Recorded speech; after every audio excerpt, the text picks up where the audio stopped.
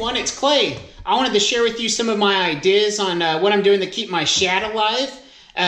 I'm starting to use city water, especially if I'm having an overnight trip. In the state of Texas, we have zebra mussels that are starting to spread across the lakes. Luckily, where I am, zebra mussels aren't a problem, but in central Texas and east Texas, there's a lot of zebra mussels, which are very harmful, invasive mussel species that are kind of taking over a lot of those lakes down there and can be a big problem for the water system and the piping and stuff that's going on.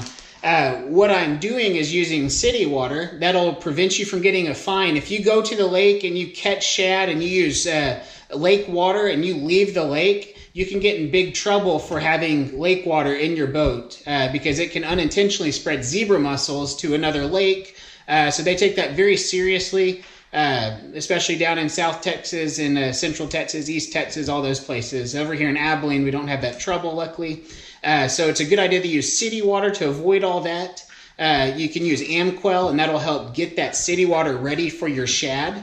I'm using about a cup of rock salt, regular old ice cream rock salt from Walmart. It's supposed to be non-iodized, I believe, and this is just a standard salt. So that has been awesome. It's worked really well. I'm using about a cup per 10 gallons. So my bait tank's probably holds 25 gallons of water on average because it's usually not completely full. So I'm using about 2 cups, which is a little stingy. But it seems to be working fine, so I haven't increased it. But I'm using 2 cups of rock salt. I'm using 1 cup of this Shad Keeper. And what that does, it helps remove ammonia and some of the fish waste. It also prevents that nasty foam from getting on the surface of the water, and that will prevent oxygenation for your shad. And there's different products like Foam Off, but I've never had to use it when I started using this. A cup of this for my 20-gallon or so tank is working really well.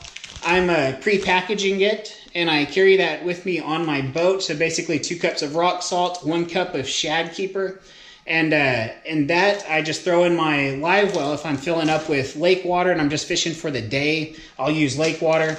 If I'm keeping shad alive overnight, I'll use city water, and I have probably 5 or 6 of these bags in my boat, already packaged, all the thinking's done. I just mix it and I go. But so far, that's been very effective in keeping my shad alive. I've been very happy, even keeping shad alive overnight. So I hope that gives you some ideas on how you can keep your shad alive. And if you have any comments or tips, please leave them below and let others know and let myself know. And I appreciate you checking out my channel. Thank you.